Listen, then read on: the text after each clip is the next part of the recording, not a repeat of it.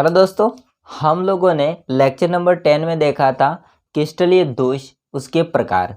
तो दोस्तों इससे आगे जो छूट गया था वो हम स्टार्ट कर देते हैं। एक तो हमारा रह गया था नॉन स्टोइकोमेट्री दोष और दूसरा रह गया था अशुद्धता दोष। तो नॉन स्टोइकोमेट्री के प्रकार हैं तो उसको मैं बाद में बताता हूँ। पहले ये छोटा सा इसको कंप्लीट कर लेते हैं, अशुद्धता दोष। एक बार आप लोग चार्ट को देख लीजिए, स्क्रीन पर मैं लगा रहा हूँ, देखो ध्यान से। इसमें चार्ट में मैंने इसको डिवाइड किया था, जो क्रिस्टलीय दोष होता है, ठोसों में अपूर्णता होती है, उसको मैंने दो भागों में डिवाइड किया था। पहला हो जाएगा उसमें जो कि आपका इलेक्ट्रॉनिक त्रुटियां, और सेकंड हो जाते हैं इसमें परमाणु या बिंदु त्रुटियां। जो कि इलेक्ट्रॉनिक त्रुटियां के कोई प्रकार नहीं था, और जो परमाणविक या बिंदु त्रुटियां थी उसके दो प्रकार थे। एक था अनआयनिक क्रिस्टलों में ठोस और दूसरा था आयनिक क्रिस्टलों में दोष। अनआयनिक क्रिस्टलों दोष में दो प्रकार हो जाएंगे, रिक्तिका दोष और दूसरा हो जाएगा अंतराकाशी दोष। इसका ना जो आयनिक क्रिस्टलों में ठोस होते हैं उसके कितने प्रकार हो जाएंगे? 3 प्रकार हो जाएंगे। कौन कौन से? स्टोइकोमेट्री दोष। स्टोइकोमेट्री दोष के अंदर 2 प्रकार आ जाएंगे, शोटकी दोष एंड फ्रैंकल दोष, जो कि अपने कल पढ़ लिया था इसको। और बाकी जो बचा था वो है सेकेंड प्रकार, जो कि नॉन स्टोइकोमेट्री दोष, अरस समीकरणितीय दोष भी कहते हैं इसको हिंदी में। उसके कितने प्रकार होते हैं? तो उसके 2 प्रकार होते हैं, एक तो धातु आधिक्य और धातु न्यूनता दोष। ठीक है, धातु आधिक्य दोष होते हैं, इसके भी 2 प्रकार होते हैं। एक ऋणायनिक रिक्तिक के बनने के कारण से, उनके होने के कारण से धातु आधिक्य दोष, और दूसरा हो जाएगा इसमें अतिरिक्त धनायनों के अंतराकाशीय स्थलों में उपस्थिति के कारण से धातु आधिक्य दोष। इसके बाद हमने जो बात की थी लास्ट, अशुद्धता दोष। अशुद्धता दोष के कोई प्रकार नहीं था, तो छोटा सा है तो उसको अपन पहले कवर कर लेते हैं, अशुद्धता दोष क्या होती है उसके बारे में। और इसके बाद हम नॉन स्टोइकोमेट्री दोष के प्रकार को पढ़ेंगे, और इसी के साथ में ये जो टॉपिक होता था वो कंप्लीट हो जाएगा। ठीक है, तो देखिए ध्यान से दोस्तों, यहाँ पर अशुद्धता दोष का मतलब यहाँ पर क्या होता है। देखो, इसमें हम क्या करते हैं, कोई भी क्रिस्टल होता है इसमें अशुद्धि के रूप में किसी अन्य को मिलाएंगे। ठीक है, जैसे कि हमारे पास में ये जो क्रिस्टल है, क्रिस्टल जालक हैं, इसके अंदर आप देखोगे तो Na+Cl- Na+Cl-, Cl-Na+Cl-Na+, अल्टरनेट आपको आयन देखेंगे। ठीक है, तो ये आपका बेसिकली NaCl का क्रिस्टल जालक है। क्या है? NaCl का क्रिस्टल जालक है। अब NaCl होता है उसकी गलित अवस्था में, अभी मैं लैंग्वेज लिखूंगा, अभी फिलहाल समझ लो क्या होता है वो। गलित का मतलब दोस्तों होता है लिक्विड फॉर्म में। ठीक है, गलित अवस्था होती है उसमें। तो गलित अवस्था में हम लोग क्या करते हैं, इसमें इस क्रिस्टल जालक के अंदर हम लोग मिला देते हैं, या तो हम SrCl2 को मिला देते हैं, या फिर हम CdCl2 को मिला देते हैं। फिर इसको बाद में हम क्रिस्टलीकृत कर देंगे। वापस से देखो, ये जो पूरा जालक बना हुआ है NaCl का, उसमें गलित अवस्था में हम क्या करते हैं, SrCl2 या CdCl2, इन दोनों में से कोई भी एक मिला सकते हैं। थोड़ी अल्प मात्रा मिलाएंगे, बहुत ज़्यादा नहीं मिलाएंगे, थोड़ी मात्रा मिलाएंगे। ठीक है, तो जैसे अल्प मात्रा में दोनों में से कोई एक को मिला देते हैं, तो दोस्तों यहाँ पर बाद में फिर इसको हम NaCl की जो जालक होता है इसको क्रिस्टलीकृत करेंगे। तो होता क्या, इसको समझना ध्यान से। यहाँ पर जो कि आपका NaCl होता है, इसके 2 आयन होते हैं, एक होता है Na+ और दूसरा होता है Cl-। ठीक है, Na+ के ऊपर एक प्लस का चार्ज है और Cl- के ऊपर एक माइनस का चार्ज है। अब SrCl2 को तोड़ते हैं हम लोग, SrCl2 को तोड़ेंगे तो Sr+2 हो जाएगा। ठीक है, और Cl का हो जाएगा 2Cl-। एक्चुअली यहाँ पर Cl- लिखोगे तो भी कोई फर्क नहीं पड़ेगा। ठीक है, 2 है तो 2 आगे लिख देंगे बैलेंस करने के लिए। बाकी यहाँ पर CdCl2 की अपन बात करेंगे तो Cd होता है वो भी +2 चार्ज दर्शाएगा, और Cl2- आ जाएगा, सॉरी। ओके, ठीक है, यहाँ तक समझ आ गया। अब दोस्तों हम लोगों ने मान लेते हैं SrCl2 की अल्प मात्रा इसके अंदर मिला दी। ठीक है, तो अब SrCl2 होता है वो भी गलित अवस्था में टूट जाएगा, ये तो Sr+2 और Cl- में टूट जाएगा। अब यहाँ पर क्या होगा, जो आपका Sr+2 होता है वो दोस्तों Na+ को क्या कर देता है, अपनी जगह से प्रतिस्थापित कर देता है। अब यहाँ पर Na+ एक प्लस है, तो ऐसे के ऐसे Sr+2 हैं, तो इसमें आवेश 2 हैं, तो इसलिए Sr+2, एक Sr+2 कितने Na+ को प्रतिस्थापित करेगा, तो 2 Na+ को प्रतिस्थापित करेगा अपनी जगह पर, और किसी एक स्थान पर ये जाके बैठ जाएगा और दूसरा स्थान इसका रिक्त रह जाएगा। अब ऐसा तो समझ में आएगा नहीं, तो हम लोग इसमें क्रिस्टल जालक में करके देखते हैं। देखिए ध्यान से, मान लीजिए हमने इसको मिलाया, तो ये हमारा Na+ हट गया, Sr+2 ने हटा दिया, और ये हमारा Na+ हट गया, प्रतिस्थापित हो गया। तो किसी एक जगह पर तो कौन आ जाएगा, आपका Sr+2, तो हम लोग लिखेंगे यहाँ पर Sr+2।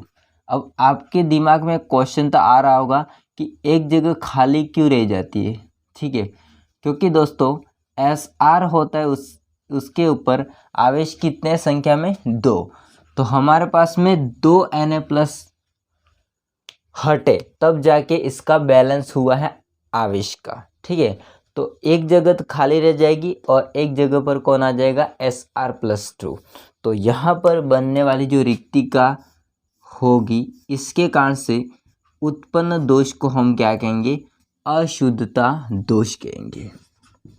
तो इसमें कुछ नहीं होता है, बस जो भी क्रिस्टल होता है इसके अंदर हम लोग किसी अशुद्धि के रूप में मिलाते हैं, फिर हम इसको क्रिस्टलीकृत करेंगे, तो फिर क्या होगा, जो भी आपका अशुद्धि वाला होगा, जैसे कि Sr+2 था, ठीक है, तो Sr+2 होता है वो 2 सोडियम आयन को अपनी जगह से प्रतिस्थापित कर देगा, किसी एक स्थान पर वो जाके रहेगा एंड दूसरा स्थान इसमें रिक्तिका के रूप में रहेगा, और इस प्रकार से उत्पन्न दोष को हम क्या कह सकते हैं, अशुद्धता दोष कहते हैं। ठीक बात है, यहाँ तक समझ में आया? ओके, तो मैं इसकी लैंग्वेज को लिखता हूँ, परिभाषा। हाँ दोस्तों, यहाँ पर इसकी लैंग्वेज को मैंने लिखा, पढ़िए ध्यान से।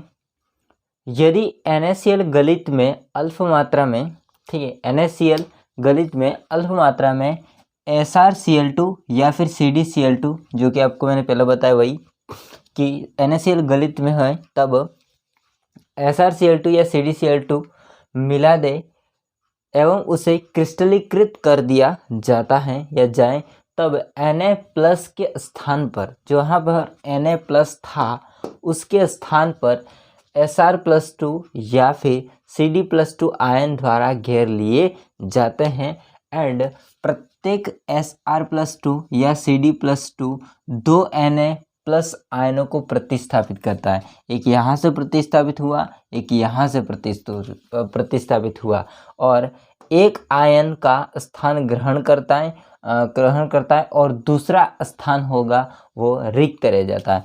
एक Na+ आयन का स्थान ग्रहण कर लिया Sr+2 ने, और दूसरा जो होगा वो रिक्तिका के रूप में रह जाएगा, ठीक है। इस प्रकार उत्पन्न धनायन रिक्तिकाओं की संख्या जो होती है, जो भी धनायन रिक्तिकाओं की संख्या जो होती है वो Sr+2 आयनों की संख्या के बराबर होती है, जो कि यहाँ पर Na+ का एक आयन, दूसरा यहाँ पर, तो उसी प्रकार से Sr+2 के 2 आयन इसके बराबर हो जाएंगे, ठीक है। तो एग्जाम्पल की बात करेंगे AgCl तथा CdCl2, KCl तथा SrCl2, ठीक है। बाकी यहाँ पर लिखा हुआ है कि NaCl होता है, उसमें Na+ के Sr+2 के द्वारा प्रतिस्थापन और रिक्तिका का उत्पन्न होना। तो दोस्तों ये होता अशुद्धता दोष। आया समझ में? अब हम समझते हैं नॉन स्टोकाइमेट्रीय दोष। सेकेंड है नॉन स्टोकाइमेट्रीय दोष। तो दोस्तों यहाँ पर नॉन स्टोकाइमेट्रिक दोष या अर्हत समीकरण मितीय दोष होता है, उसमें क्या होता है समझ लेते हैं। जैसे कि मैं आपको एक बार रस समीकरण मिति यानी कि स्टोकाइमेट्रिक दोष के बारे में बताता हूँ, इसके बारे में अपने आप ये आ जाएगा समझ में, ठीक है दोस्तों। जब मैंने बताया था कि स्टोकाइमेट्रिक दोष होता है उसमें रस समीकरण मिति बनी रहनी चाहिए, यानी कि जितने वहाँ पर धन आयन थे, जैसे मान लीजिए Na+ होता है, उनकी संख्या 20 थी, ठीक है, और Cl- के संख्या भी कितनी थी, 20 थी। अगर मैं इसका अनुपात निकालूं तो कितना आएगा, तो इन दोनों का अगर अनुपात निकालेंगे तो अनुपात कितना आएगा, 20-20 है, मतलब 1:1। अगर ये तो बात होगी जब दोष उत्पन्न नहीं होता है तब। अब ये मैं बात कर रहा हूँ किसकी, स्टोइकोमेट्रिक दोष की, नॉन स्टोइकोमेट्रिक दोष की बात नहीं कर रहा हूँ, ठीक है। अब मान लीजिए यहाँ से हमारे पास में कि Na+ होता है, वो चले गए 1, मैं इसको अलग से लिख रहा हूँ, ठीक है। चले गए कितना, 1, तो भाई साहब 1 चले गए तो बाकी कितने बचे, 19 बचे। Cl होता है वो उसी के साथ साथ में चला जाता है, क्योंकि यहाँ पर हम पढ़ रहे हैं आयनिक क्रिस्टलों में दोष। इसमें आयनिक क्रिस्टल होता है उसमें विद्युत उदासीनता बनी रहनी चाहिए, यानी कि जितने धनायन होंगे उतने ऋणायन भी होना चाहिए। तो उसी के साथ में Na+1 बाहर निकल गया तो Cl भी अपने आप में क्या करेगा, बाहर निकल जाएगा। तो इसके भी कितने हो जाएंगे दोस्तों, 19। अब आपको पूछा जाए इन दोनों का अनुपात कितना है, तो इनका अनुपात 19-19 है, इसका मतलब 1:1 ही होगा। तो पहले भी 1:1 था, बाद में भी 1:1 है। तो इसको बोलते हैं दोस्तों रस समीकरण मिति का बना रहना, दोष से पूर्व और दोष के पश्चात, ठीक है। दोष से पश्चात रस समीकरण मिति बनी रहती है, ठीक है। अनुपात संपूर्ण क्रिस्टल जालक में जो अनुपात होता है वो बना रहता है, और जो मूलानुपातिक सूत्र के अनुसार होता है तो उसे हम लोग क्या कहते हैं, उसे हम क्या कहते हैं, स्टोइकोमेट्रिक दोष कहते हैं। अब इसका जस्ट उल्टा करो नॉन स्टोइकोमेट्रिक दोष में। इसमें क्या होता है, इसमें ये जो आपकी व्यवस्था होती है वो बिगड़ जाती है, यानी कि रस समीकरण मिति नहीं बनी रहती है। इसमें ये मान लीजिए बढ़ जाएगा, तो मान लीजिए ये चला गया तो ये 20 ही रहेगा। तो अब आप देखोगे ना तो अनुपात आपको ऐसा नहीं मिलेगा, 1:1 नहीं मिलेगा। तो इसको हम बोलते हैं नॉन स्टोइकोमेट्रिक दोष, रस समीकरण मिति दोष। मतलब इसमें संपूर्ण क्रिस्टल जालक में आयनों की जो अनुपात होता है वो नहीं बना रहता है, मूलानुपातिक सूत्र के अनुसार नहीं होता है, भिन्न होता है, ठीक बात है यहाँ पर। तो उसे हम क्या कहते हैं, नॉन स्टोइकोमेट्रिक दोष। इसमें रस समीकरण मिति नहीं बनी रहती है। इस लैंग्वेज को मैं लिखता हूँ। हाँ दोस्तों, मैंने इसकी लैंग्वेज को लिख दिया, देखिए ध्यान से। अनेक यौगिकों के क्रिस्टल में उपस्थित धनायन तथा ऋणायनों का अनुपात जो होता है, जैसे अभी Na+ और Cl- का बताया था वैसे ही, ठीक है। तो अनेक यौगिकों के क्रिस्टल में उपस्थित धनायन तथा ऋणायनों का जो अनुपात उन यौगिकों के आदर्श रासायनिक सूत्र, मतलब आदर्श का पालन वो नहीं करते हैं, ठीक है। आदर्श रासायनिक सूत्र या इसको बोल सकते हैं मूलानुपातिक सूत्र से थोड़ा बहुत भिन्न पाया जाता है, तो उसे हम लोग क्या कहते हैं, नॉन स्टोइकोमेट्रिक दोष कह सकते हैं, या इसका तीसरा नाम है बर्थोलाइड दोष भी कहते हैं इसको, ठीक है। 3 नाम हो गए, नॉन स्टोइकोमेट्रिक दोष, रस समीकरण मिति दोष, या फिर बर्थोलाइड दोष भी कहा जाता है। इसके प्रकार की बात करेंगे तो इसके 2 प्रकार होते हैं, धातु आधिक्य दोष और धातु न्यूनता दोष, ठीक है। तो हम इसको वापस से स्टार्ट करते हैं, तो स्क्रीनशॉट ले लो इतना। हाँ दोस्तों, सबसे पहले हम बात कर लेते हैं धातु आधिक्य दोष में। पहला प्रकार है ऋणायनिक रिक्तिका के कारण से धातु आधिक्य दोष। तो इसको ध्यान से समझना, बहुत ही सरल है और इम्पोर्टेंट भी है। ये ऋणायनिक रिक्तिका बनने के कारण से धातु आधिक्य दोष होता है वो, ठीक है दोस्तों। हम लोग यहाँ पर काम लेते हैं एक NaCl का क्रिस्टल। NaCl का हम लोग क्या काम में लेते हैं, क्रिस्टल काम में लेते हैं, ठीक बात है, यहाँ तक समझना। जैसे Na+, Cl-, Na+, Cl-, ठीक है, इस तरह से। तो दोस्तों ये हमारे पास में एक क्रिस्टल, ठीक है। इस क्रिस्टल के ऊपर हम लोग एक काम करते हैं, सोडियम वाष्प को गुजारते हैं, ठीक है।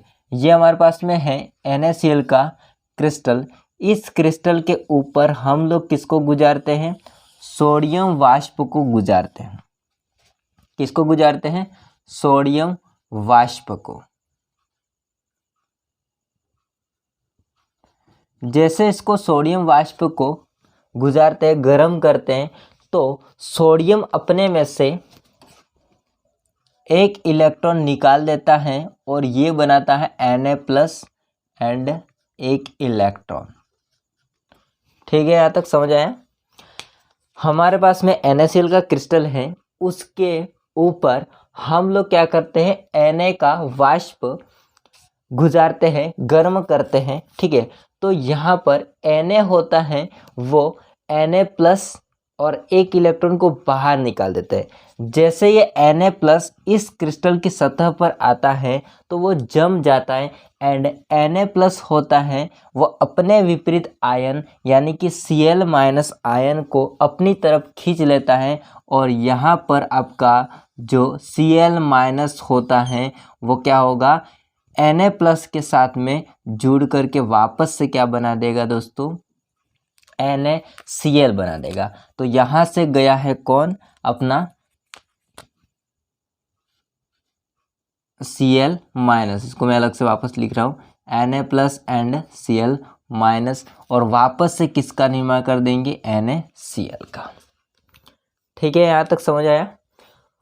अब होगा क्या, ये जो इलेक्ट्रॉन सोडियम ने बाहर निकाला था, ये इलेक्ट्रॉन आपका आ जाएगा इस रिक्तिका में और ये यहाँ पर आके बैलेंस करेगा। इलेक्ट्रॉन होता है वो Cl- की जगह पर आ जाता है। तो दोस्तों ध्यान से देखो इसको, यहाँ से गया कौन है, Cl- गया है। तो Cl- क्या है, ऋणायन है। तो इससे यहाँ पर कौन सी रिक्तिका बनेगी, ऋणायन रिक्तिका, नाम से क्लियर, ऋणायनिक रिक्तिका बनेगी। और उसमें क्या है, इलेक्ट्रॉन। उसमें क्या है दोस्तों, इलेक्ट्रॉन, या फिर इसका बहुत ही अच्छा सा नाम देते हैं हम लोग और इसको हम कहते हैं F केंद्र। इसे हम क्या कहते हैं, F केंद्र, F सेंटर बोला जाता है। अब ये क्या होता है समझना पड़ेगा आपको ध्यान से। ओके, F केंद्र कहते हैं, या तो आप इसको कहिए कि ऋणायनिक रिक्तिका में कौन है, इलेक्ट्रॉन, या फिर इसको अलग से हम कहते हैं F केंद्र, F सेंटर बोलते हैं। इतना प्रोसेस समझ आया, एक बार वापस समझा देता हूँ मैं, समझो इसको। हमारे पास में NaCl का क्रिस्टल है, उस NaCl के क्रिस्टल के ऊपर हम सोडियम का वाष्प द्वारा इसको गर्म करते हैं। तो सोडियम होता है अपने में से इलेक्ट्रॉन को बाहर निकाल करके वो बनाता है सोडियम आयन, और सोडियम आयन होता है वो क्रिस्टल की सतह पर जम जाता है और ये आपका सोडियम होता है वो क्रिस्टल में उपस्थित ऋणायन जो होगा उसको अपनी तरफ खींच लेगा। ऋणायन कौन है, Cl-, तो Cl- को अपनी तरफ खींचेगा एंड वो NaCl के फॉर्म में वापस से क्या बन जाएगा, क्रिस्टल। ठीक है, क्रिस्टलीकृत हो जाएगा। और जो सोडियम ने इलेक्ट्रॉन निकाला है वो ऋणायन रिक्तिका में क्या हो जाएगा, आके बैठ जाएगा, ताकि आपका क्रिस्टल होता है उसमें आवेश होता है बैलेंस रहे, विद्युत उदासीनता बनी रहे। आया इतना समझ में।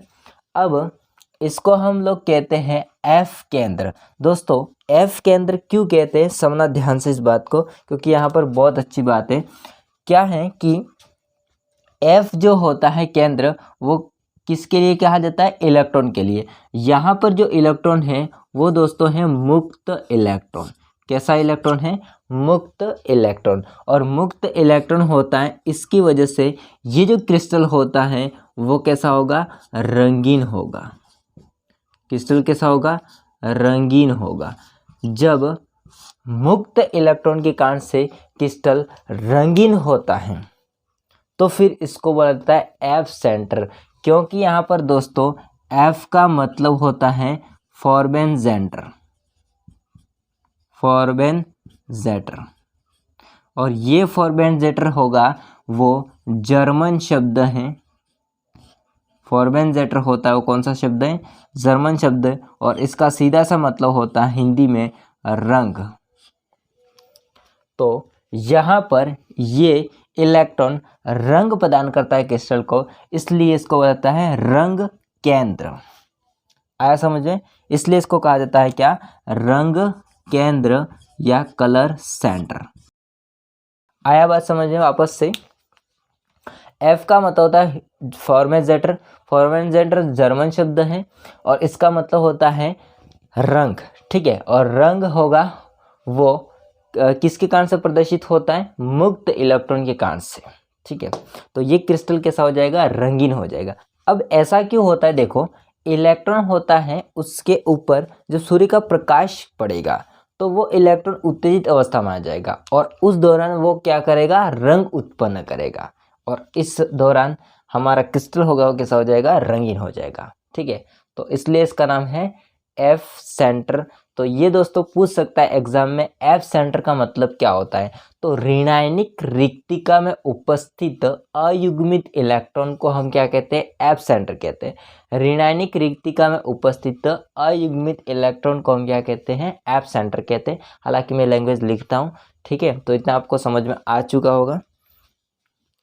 हाँ दोस्तों, मैंने इसकी लैंग्वेज को लिख दिया, ध्यान से समझिए। लैंग्वेज को पढ़ना और समझते जाना। जब NaCl के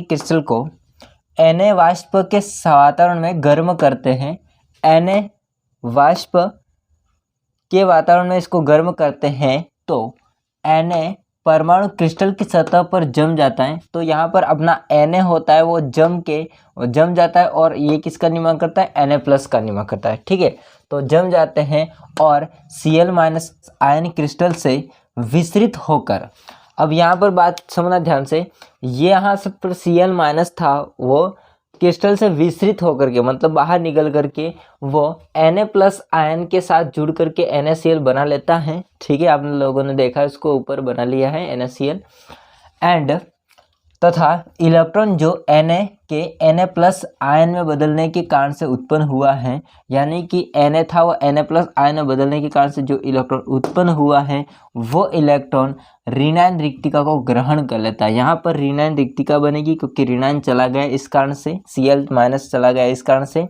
तो उस रिक्तिका में कौन आ जाएगा? इलेक्ट्रॉन आ जाता है, ग्रहण कर लेता है, जिससे क्रिस्टल धातु आधिक्य हो जाता है। अब ऐसा क्यों होगा? क्योंकि यहाँ पर Cl होता है वो कम हो जाएंगे सोडियम की तुलना में, और सोडियम होता है बढ़ जाएंगे, और सोडियम धातु होता है तो धातु होगा उसका क्या हो जाएगा? आधिक्य। आधिक्य का मतलब होता है ज़्यादा। ठीक है, तो वो बढ़ जाएगा और इस कारण से क्या हो जाएगा? क्रिस्टल धातु आधिक्य हो जाता है।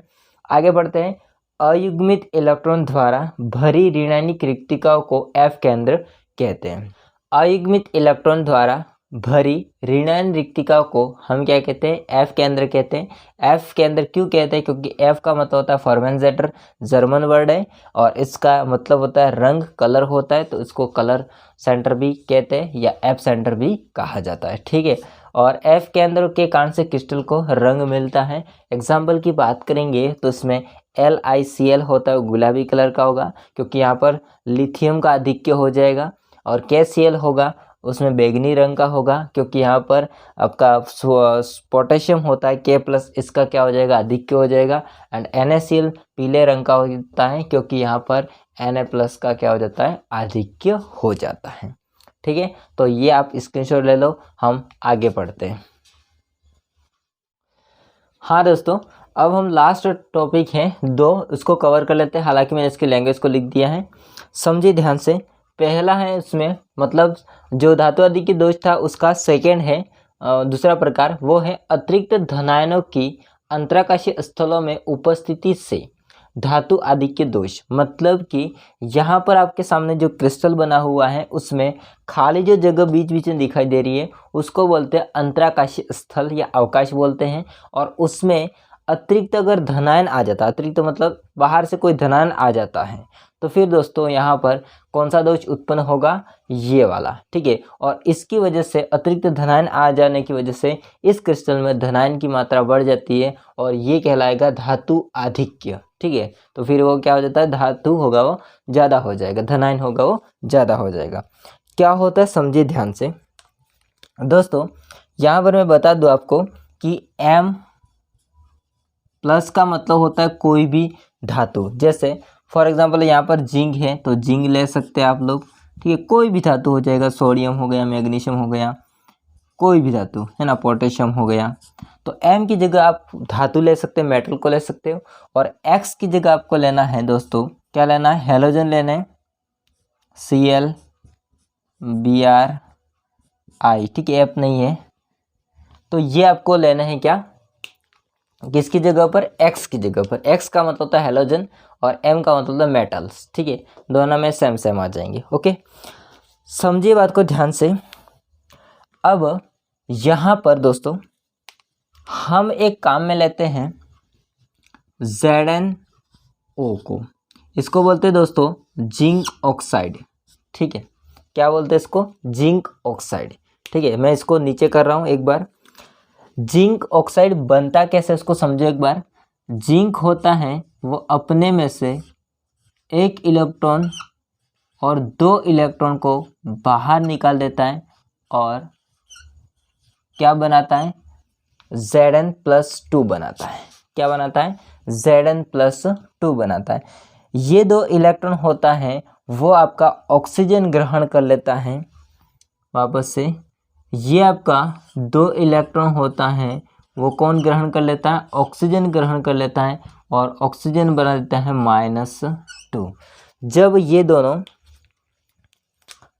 Zn+2 और ऑक्सीजन -2 आपस में जुड़ेंगे तो किसका निर्माण हो जाएगा, ZnO का निर्माण हो जाएगा, जिंक ऑक्साइड का निर्माण हो जाएगा। अब हम बात कर लेते हैं इस पर। जिंक ऑक्साइड को जब हम लोग लेते हैं तो ये सफ़ेद कलर का होता है।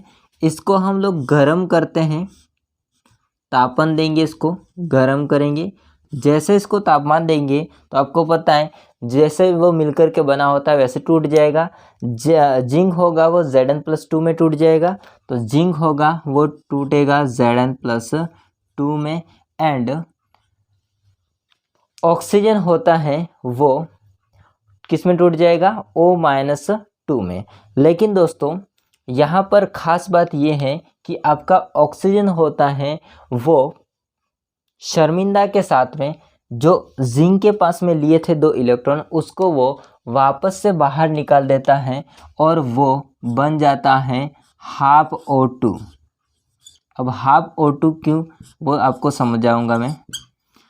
जैसे यदि आप इसको दो लेते हो, ठीक है, दो लेते हो, जैसे मान लीजिए जो दो है हमारे पास में ZnO, तो ये भी दो होंगे, ठीक है, ये भी दो बन जाएंगे Zn+2 और ये कितना हो जाएगा, 1 O2, क्योंकि आपको पता है ऑक्सीजन होता है वो O के फॉर्म में नहीं रहता है, किसके फॉर्म में होता है, O2 के फॉर्म में ही होता है, ठीक है। तो 1 O2 बन जाएगा और इसमें क्या हो जाएगा, कितने इलेक्ट्रॉन बाहर निकल जाएंगे, 4 इलेक्ट्रॉन बाहर निकल जाएंगे। जब इसको आप वापस से 2 से भाग लगाओगे तो ये 2 से भाग लगाएंगे, 2 से 2 कट जाएगा, 2 से भाग लगाएंगे, 2 से 2 कट जाएगा। इसमें 2 का भाग लगाओ तो कितना हो जाएगा, आधा हो जाएगा, ठीक है। और इसमें 2 का भाग लगाओगे तो 2 से 4 कट जाएगा, 2 वापस बचेगा, तो वापस आपको यही प्राप्त हो जाएगा। तो आप इससे कंफ्यूजन मत होइए कि ये कहाँ से ½ O2 लिख दिया है। आया समझ में। इसका कहने का मतलब है एक ऑक्सीजन है, आधा O2 का मतलब होता है O2 है लेकिन कैसा है, आधा। तो इसका मतलब अगर देखा जाए तो एक ऑक्सीजन है, केवल ऑक्सीजन, O2 की नहीं बात कर रहा हूँ मैं।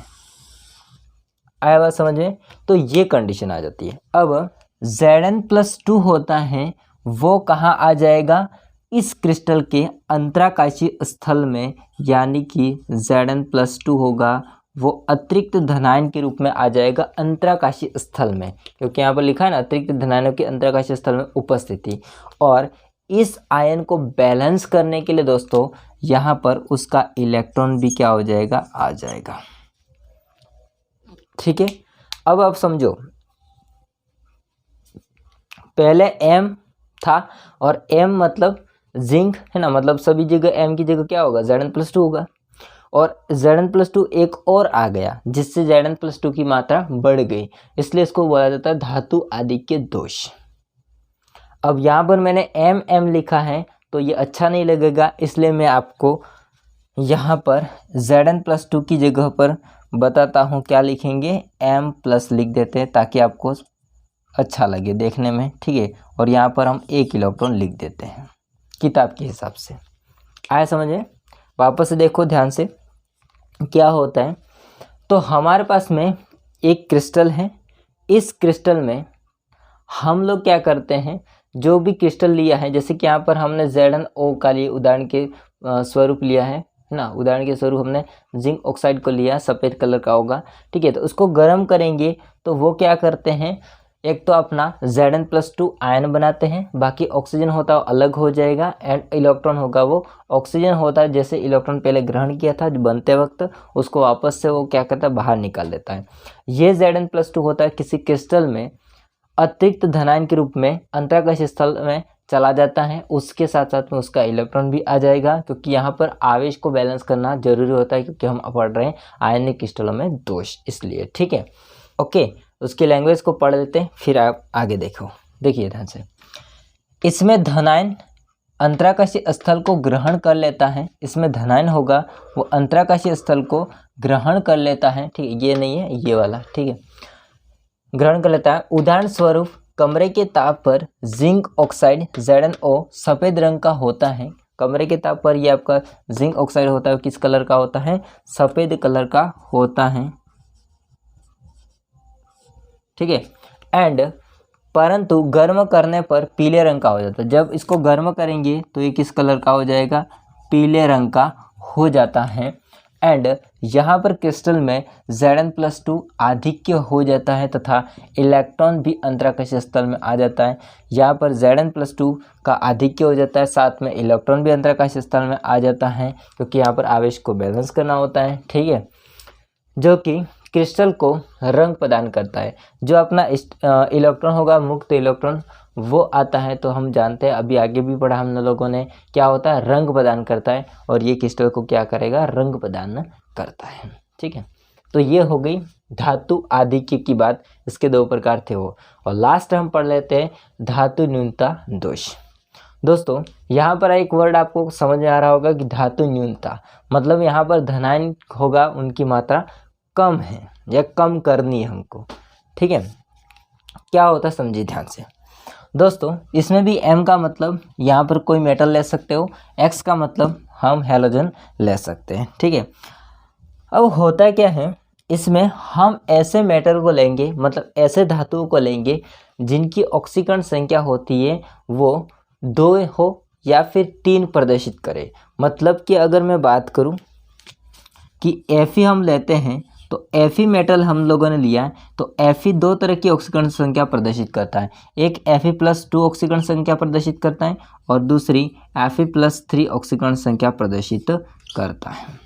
तो इस कंडीशन में क्या होता है, इस कंडीशन में अगर आपका Fe+2 का आयन है इस M की जगह पर, तो ये Fe+2 आयन होता है, वो क्रिस्टल जालक को छोड़ के जब चला जाता है तो उसकी जगह पर रिक्तिका बन जाती है। अब जब रिक्तिका बन जाती है तो फिर उसको आवेश को बैलेंस करने के लिए दूसरा हमारे पास में जो M+ होता है, यानी कि दूसरा जो हमारे पास में Fe+2 होगा, उसके ऊपर अतिरिक्त धन आवेश आ जाएगा और ये Fe+2 से क्या बन जाएगा, Fe+3। वापस से एक मैं आपको अच्छा सा उदाहरण बताता हूँ।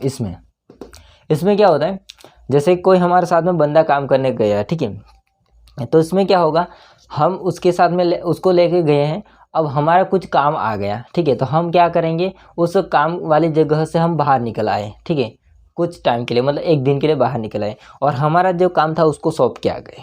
तो ये कंडीशन इसमें हो रही है कि भाई साहब हमारे पास में Fe+2 M की जगह सभी जगह पर है, इसका मतलब Fe+2 आयन है। अब एक Fe+2 आयन क्रिस्टल से बाहर निकल गया तो इसमें आवेश रिक्तिका बन जाएगी, है ना, इसमें कमी हो जाएगी इसकी।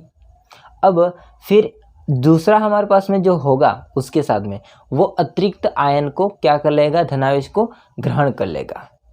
जैसा हम बात कर लेते हैं, मान के चलिए हमारे पास में ये M+ होता है, बाहर निकल गया, तो इसकी जगह पर क्या बन जाता है, रिक्तिका बन जाती है, ठीक है, और उसके जैसा जो भी साथी होगा वो अतिरिक्त क्या ग्रहण कर लेता है, धन आवेश ग्रहण कर लेता है। तो हम M की जगह लिया है, इधर हम लोगों ने M की जगह लिया है Fe को, इसलिए हम लोग Fe+2 है, तो यहाँ पर सभी जगह Fe+2 लिया था और Fe+2 बाहर निकल गया, तो दूसरा होगा वो ऑक्सीकरण संख्या प्रदर्शित करेगा 3 वाली, क्योंकि देखो एक Fe+2 बाहर निकल गया तो दूसरा होगा वो कितना आवेश ग्रहण कर लेगा, एक एक्स्ट्रा, ठीक है। तो यहाँ पर कितना हो जाएगा 3।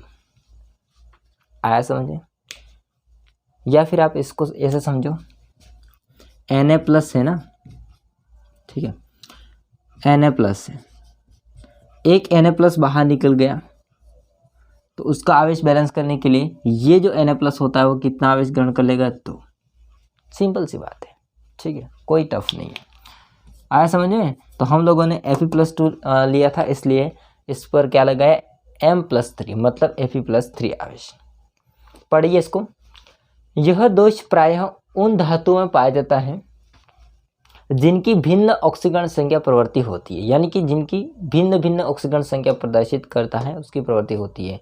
यहाँ Fe+2 लुप्त तो हो जाता है क्रिस्टल जालक में से, तो धनायनों का संतुलन Fe+3 आयनों से किया जाता है। और इसमें आप देखोगे गौर से तो यहाँ पर आवेश तो आ गया है बैलेंस करने के लिए, लेकिन उसकी जगह पर वो धातु होगा वो क्या हो जाता है, कम हो गया है। तो धातु होगा वो X- की तुलना में क्या हो जाएगा, कम हो जाएगा। तो दोस्तों ये था आपका पूरा टॉपिक, मतलब जो भी क्रिस्टलीय दोष था इसका 2 पार्ट मैंने बनाया। पहले में मैंने पढ़ाया है स्टोइकोमेट्रिक दोष क्या होता है और इलेक्ट्रॉनिक त्रुटियाँ क्या होती है उसके बारे में। फिर सेकंड पार्ट हम आज पढ़ा है, इसमें हम लोगों ने नॉन स्टोइकोमेट्रिक और साथ में अशुद्धता दोष को कंप्लीट किया है, और इसी के साथ में एक क्रिस्टल दोष होता है वो कंप्लीट हो जाता है। आई होप को सारा समझ में आया होगा।